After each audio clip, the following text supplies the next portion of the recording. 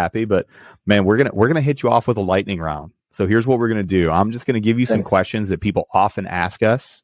They're pretty quick hitters, but I have a feeling they're gonna be easy for you to knock out of the park just because they're that easy.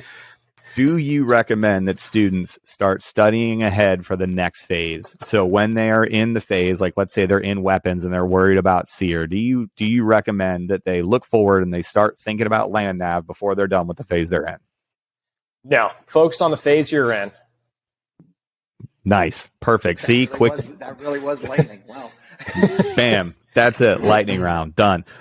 Do you see any difference? Like, let's say there's somebody that has been studying tactics on their own. Let's say they're down at San Antonio and they're trying to be good cones, and in between their classes and stuff, they start leaning ahead. Do you see any benefit to those students that have started studying for the apprentice course before you see them? Yes, there is, but don't try to interpret what we want. Once you start the course, you do things how we tell you. Don't try and pull anything from anywhere else, because we're pulling from the doctrine we want. So It can help build a base, but like just read your Med handbook or just read the Ranger handbook and end it there. Don't try and start applying this stuff on your own. Okay. Yeah, I relate to that so well, because anytime I would try and get ahead of myself, I would either interpret incorrectly or learn bad habits. And I would also, it would be at the detriment of the current phase that I'm in, just because I'm just not that bright. So I could definitely see a decline in my current phase as I'm trying to get ahead. And it just doesn't work well. Plus, it's more difficult for you as instructors, because then you have to almost break bad habits or kind of, wash everything that they kind of learned ahead and fix things, if you will. Let me just throw this out there. The apprentice course is intentionally designed to have you be successful if you only have met the prerequisite courses. That's it. So we will teach you everything you need. Maybe if you say it, Ty, people will listen. We say it all the time. We're like, guys, gals, listen up. These courses are meant to take you. If you just did the bare minimum, if you were that 70% student, if you graduated every single course at 70%, you barely passed. The course is built to make you successful. That's what it's built to be, right? Ty, am I off? Mm-hmm. No, that's spot on. Okay. Aaron, all real right. quick, So next, was that the He-Man Grayskull freaking? it was. Yeah, it was the Skeletor screaming at the sky, but like, hey, kids, remember that you're an idiot. And until next time. All right. So Ty, what phase in the apprentice course? Because the apprentice course is still very hard, right? So for us, it was always the hard part about it is there's magic in the mix. You can be a good free fall jumper and a good medic, and you can be good in like certain in these silos. But when you start mixing those things together, and you're like, well, now you've got to overland to a rope scenario, and then you're going to have to treat a patient, and then you're going to have to fly on a helicopter on the way out, and somewhere in there you're going to take contact, or maybe you don't, but you still have to patrol and be tactically minded. That's hard. It's tough for people to mix, because these jobs are hard. The first time, and I'm sure Peaches can attest to this one, the first time that you're sprinting, trying to get a call for fire, trying to get a 9-line off while shooting and while moving a team and trying to do stuff, like that's what we're aiming for, right? It's not good enough just to be good at these little things. So, but there are different phases. What phase do you see the most attrition? What phase do people fail at the most? So medical phase is our very first phase, and that's where we see the most washbacks consistently. So it's just a big change from going from a street medic where you're operating with the team to operating out of a backpack, working in the field by yourself. And so that's where we see the most washbacks consistently. Okay. As a non-trained paramedic, is it that big of a difference between being a street medic and being a J, or being able to triage numerous patients? Yes, it's that big of a difference, because you're a street medic, you have an ambulance where you have the world and resources available to you with extra hands. Now, you go to the field, you have a backpack, and those are your only resources, and your expectation is to do it on your own. And so you just don't have you don't have that person to bounce ideas off kind of casually, or that person who, if they see you kind of stalling, they just move in and start the next part for you. And then you also have to worry about all the resources you're going to be using on a patient. So if I move from one patient to the next, I don't get a refresh in supplies. I only have what I have left. And so now that's something I have to be aware of, which is completely different than an ambulance than when you have just shelves of IV fluid. Okay. Yep, 100%. Yeah. I want to talk about this too, and we'll just continue to pepper questions, but we have an attributes based selection and assessment process. Now we look at attributes the entire way through the career field.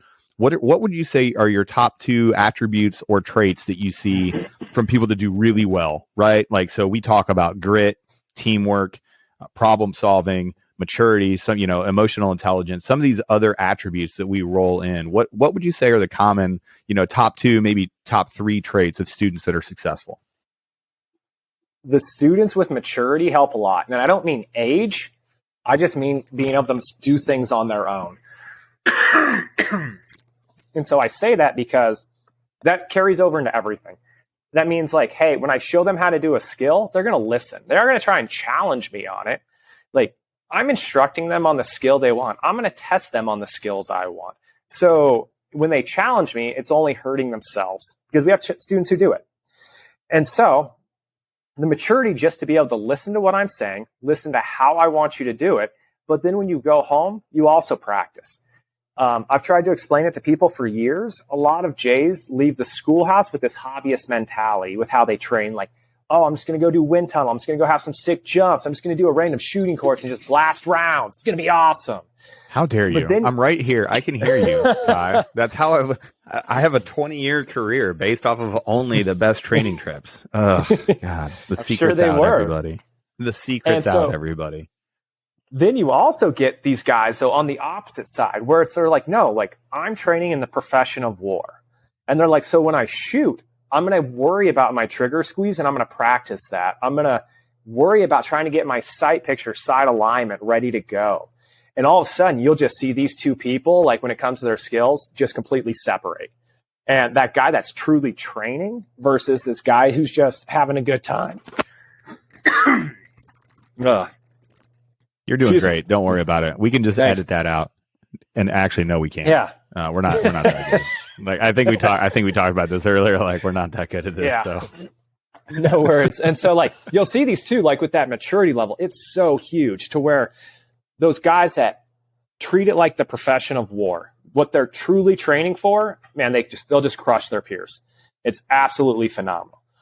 And so, how important is maturity? I have to interrupt you there. Sorry, people in the comments. How important is that extra training? Because that is another question we get. People. I love what you're saying right now. Like, I violently agree with you. Is you can tell the difference between the people that really care and really give those extra reps. How important is that extra after hours training? It's your job. Like, your job is to be a trained professional. And so that extra hours, you're going to see guys, some like, we have Master Sergeant Christopher Culpepper. His hobby is shooting. And when you look at how far he's taken his hobby, he's become a literal grandmaster. And so if you're wondering who I want, like, on my side shooting with me, it's the guy that is top in the world. Yeah, no, I want that guy. But that's because he went out of his way and is trained. And so your hobby can be what you train in, but you also have to realize how it applies to the workplace. And so we have to know how to use these skills and make them all work for us. But the big thing is you can't specialize either. You have to have a minimum baseline. If you're terrible at medicine, it'll get you pulled off just as fast as if you're terrible at shooting. It doesn't matter. If you can't jump at all, you'll never go on a fixed wing mission. You're off. That's the end of the conversation. And so you have to still have this ability. Okay. Well, I just had this comment, like, Culpepper, that dude is a freaking master weapons manipulator. That guy. So that guy is a surgeon. And his wife too. Yeah. Just 100%. The team of them, like, if there's an incident, like if you're out in town in Albuquerque or Vegas and those two are carrying, Good luck. Oh my goodness. Because both of them are probably jockeying to get the freaking the CONUS kill. Who's gonna get out that holster the fastest? I will say, like, a quick story. Like, this guy, I watched him do. We were in Germany at VTAC. This is, before 2010. I don't know when it was. I watched Chris Culpepper do a walk back on a range drill with a rifle offhand, and at, like, I don't know, 600 meters, he was hitting a steel sized target, and we ran out of range. Like, we were doing a walk back. He's like, "Oh, I guess I won." yeah, Chris. That's exactly. You did. Oh wow. Oh wow. Oh yeah. Oh man. Did I win? Turns out I'm the single best pistol shooter in the entire United States Air Force. Boy, that's weird. Okay, Chris. All right, cool. Well, and we kind of covered it there. We went on a little bit of a tangent, but what are the traits you see in failures? Because there are failures. People fail out of the apprentice course. Like, you think assessment and selection is it. It's not. Like, you are going to be evaluated every single day from the time that you get into this career field and you get out of assessment and selection, you're being evaluated. And sometimes people don't make the standard. Are there any traits that people share that don't make the standard out of the apprentice course? Yeah. So there's still, like, the biggest issue we see is when students trying to find a faster way to do something than what we're trying to teach them. Like, we're trying to show you, we're trying to close that gap as fast as we can on our side. We're trying to teach you the fastest ways. Like, when we deploy or when you leave here, you're going to be on our team. So we aren't trying to hold secrets away from you. We're trying to give you every piece of information in the exact order that you need to do it to be successful. And so you'll see students try and take shortcuts because it's a more efficient movement pattern in their eyes. But they don't understand we're teaching them that movement pattern because it'll work always for them. Because they're a baseline medic, not somebody that has 10 years experience, 20 years experience, where they understand all of the nuances. No, like, we're teaching you a certain way because we've refined that for you. And honestly, that's the way a lot of us do it, because I show students how to do things exactly how I do them. And everybody has their own flavor. But when you're a student, I want you to have one way that you can do perfectly, because everybody makes it easy in the daytime, where it's like, oh yeah, we're in the daytime, super easy, super nice. But what you don't realize is I'm training you for night. And so in the daytime, you take the light for granted. It's in the night where you realize all your mistakes. And so if we can get you that foundation, like, don't challenge me on it. Take what I'm saying, apply it, and see if that system works for you. And if not, tell me. Like, if you're saying, hey, I'm struggling with this, just tell me. Because now we can start adjusting things as needed for you. Or I can say, no, this is the issue with how you're trying to do it. So don't do that. Literally had to do this yesterday with students. I would and it's a tale old as time, right? Like, one of the things the instructors would always get, really upset about is when a student comes in and you go through, like, teaching them all this stuff, and they're like, well, but Sergeant, I think I could do it this way. Be like, okay, yeah, you could. But do you think that you're the first person do you think that you're going to give me this input and the instructor is going to go back and go, oh, guys, we got to rewrite the course. Johnson figured out the secret. You know what I mean? Like, there is no secret sauce, guys. This isn't like Kung Fu Panda. When you graduate, we don't give you the actual playbook. We're not actually asking you to be a student in the pipeline. And then when you graduate, you're like, okay, you're an operator. Here's all the cool things we didn't teach you. Like, what if I told you being an operator is about being good at the basics your entire career? And being, I was just going to say, KISS. Keep it simple, stupid. Don't throw in 15 extra steps because you think it's cool when you could crush it in 4, right?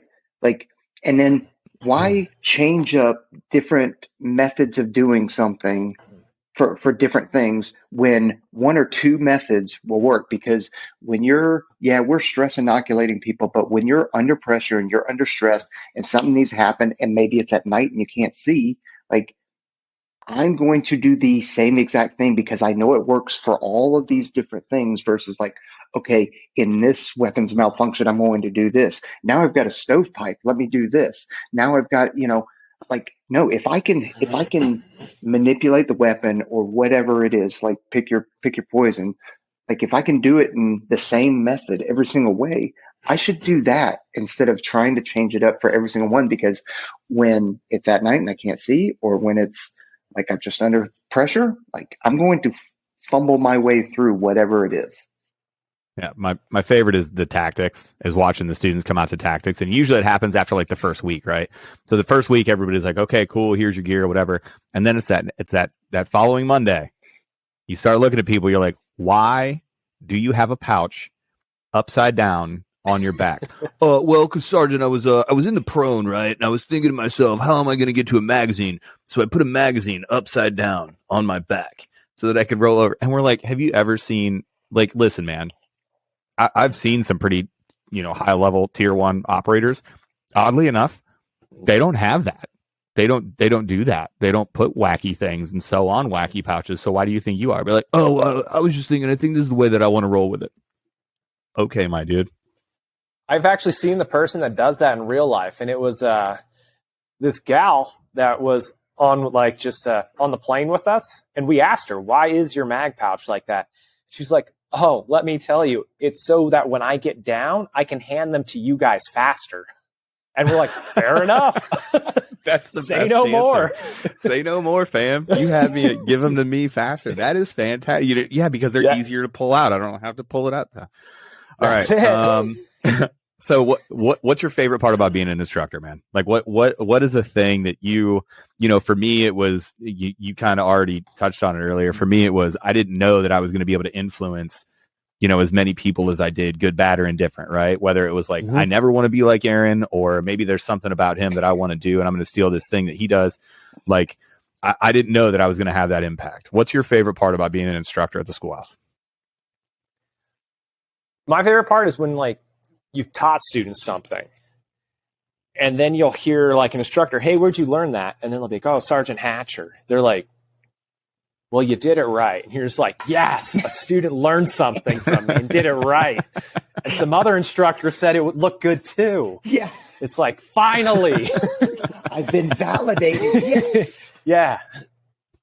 And you just, like, you'll see them and just, like, another instructor will be like, yeah, that was really good. Like, and you're like, awesome. But you see the student applied what you actually taught them to where they're crushing a scenario because of what you taught them. And it just makes you proud. You're like, there's my little boy. He's running through the field tying knots all by himself. And definitely carrying a hacky sack with him. So he's definitely carrying a hacky sack.